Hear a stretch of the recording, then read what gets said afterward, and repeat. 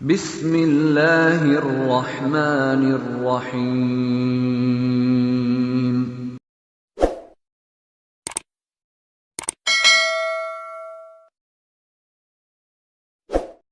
جاتا ہے نا تو انسان بھول بھی تو جاتا ہے نا، تو اگر اس کا موبائل غلطی سے بھی کسی کی بیل ہو گئی تو پھر جو اس کا حال ہوتا ہے، جو اس کا رمضان المبارک سے پہلے جو جمعہ آیا تو مجھے ایک صاحب نے پرچی تھمائی، ایک نوجوان نے کہنے لگا حضرت رمضان آ گیا ہے تو ہم کچے نمازیوں نے بھی اب مسجد میں آنا ہے، تو ذرا پکے نمازیوں سے گزارش کیجئے گا کہ کچوں کو بھی تھوڑی جگہ دے دیں۔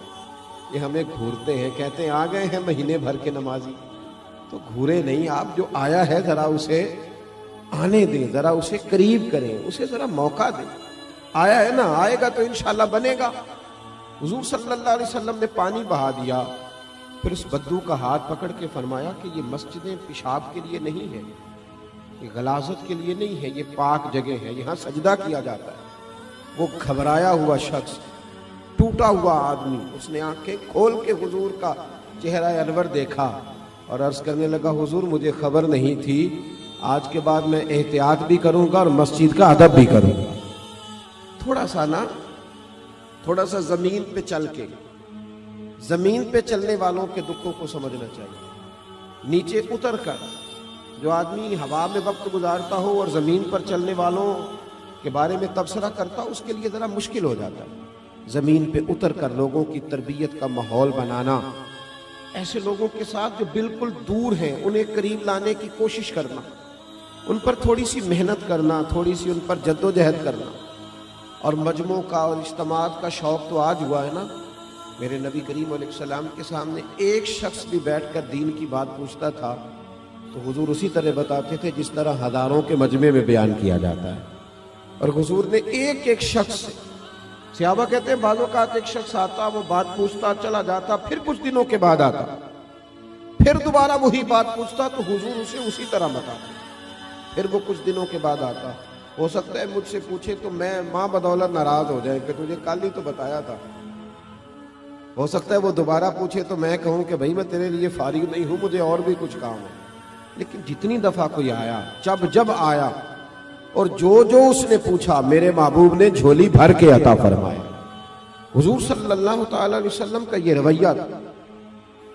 ہمارے ہاں بھی لوگ خیرات لینے آتے ہیں تو بہت بڑا بھی جو سخی ہوتا ہے نا رمضان میں، اس کے دروازے پہ آ کے صبح 9 بجے غریب بیٹھتے ہیں زکوٰۃ دینے آئے۔ میرا یہ خیال تھا کہ آج آپ مجھے لائیو ہی سنتے، موبائل کی آنکھ سے نہ ہی دیکھتے، یہ میری خواہش تھی۔ ان کو کبھی کبھی چھوڑنا بھی چاہیے نا جی، اتنا فرض تھوڑی ہو گیا ہے، اس کو کبھی چھوڑنا بھی چاہیے، اس کو چھوڑیں۔ اور ویسے بھی میں نے کہا تھا کل بھی ایک جگہ پہ کہ ہے دل کے لیے موت مشینوں کی حکومت، احساس مروت کو کچلتے ہیں آلات، تھوڑی دیر ہم سے یاری لگائے نا آپ لوگ اور مسکرائیں، تھوڑا سا خوش ہو کے بات سنیں، اللہ آپ کو اجر عطا فرمائے۔ اس کو سنبھال کے رکھا کریں، گم بھی ہو جاتا ہے کئی دفعہ، اللہ تعالیٰ آپ کو جزا عطا فرمائے۔ میری بات پہ غور فرمائے میرے بھائی، سید عالم صلی اللہ تعالیٰ علیہ وآلہ وسلم، حضور صلی اللہ تعالیٰ علیہ وسلم، ہم سے بھی لوگ مانگنے آتے ہیں نا بھائی، صبح 9 بجے بیچارے غریب لوگ آ جاتے ہیں رمضان میں سیٹھ صاحب کے دروازے پہ، تو پھر جب وہ کہتے ہیں نا زکوٰۃ لینے والی عورتیں آئی ہیں 9 بجے کی بیٹھی ہیں، تو 12 بجے سیٹھ صاحب اٹھتے ہیں، پھر اندر سے پیغام آتا ہے کہ ٹوتھ پیسٹ کر رہے ہیں ابھی آتے ہیں۔ تھوڑی دیر کے بعد خبر ملتی ہے کہ وہ 2-3 اخباریں بھی پڑھیں گے چونکہ سارا دن ملکی حالات پہ تبصرہ بھی تو کرنا ہے۔ پھر تھوڑی دیر کے بعد خبر آتی ہے کہ وہ جو ملازم ان کا بریڈ لایا تھا وہ ٹھنڈا تھا، اب تازہ لینے گئے،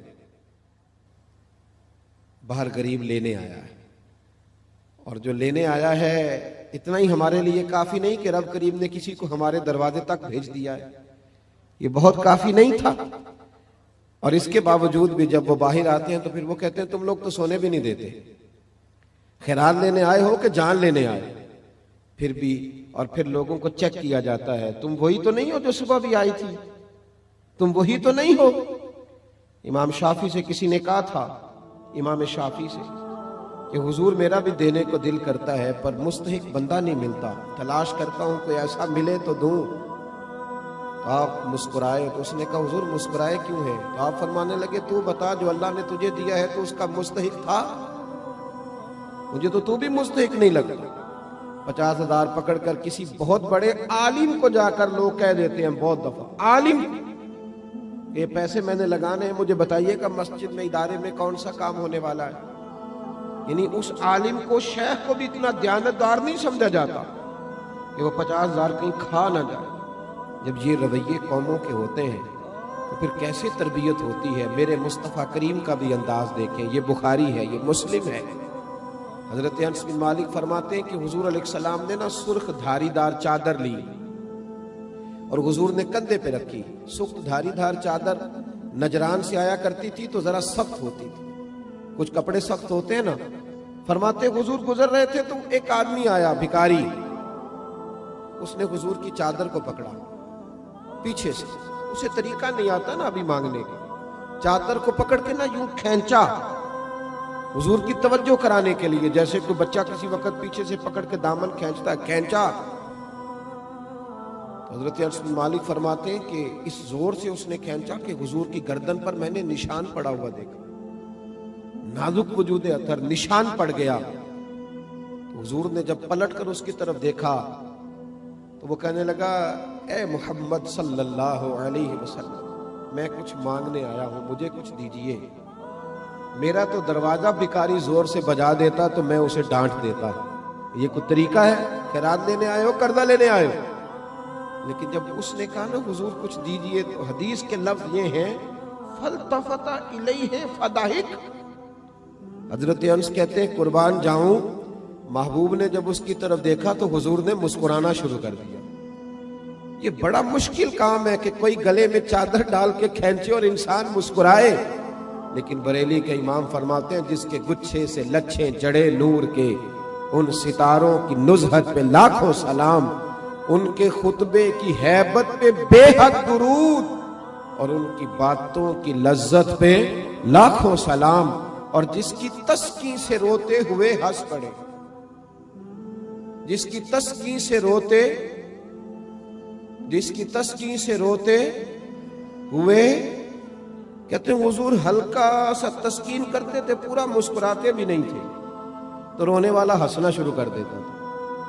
اب یہاں ایک سوال پیدا ہوتا تھا کہ وہ تسکین تو پھر حضور کبھی کبھی کرتے ہوں گے نا، یعنی وہ موج تو کبھی کبھی آتی ہوگی، تو اعلیٰ حضرت نے اگلے مصرے میں اس کا جواب دے دیا، فرمانے لگے ایسا نہیں تھا کہ پھر لوگوں کو انتظار کرنا پڑتا تھا کہ حضور مسکرائیں گے تو روتے ہوئے ہنسیں گے۔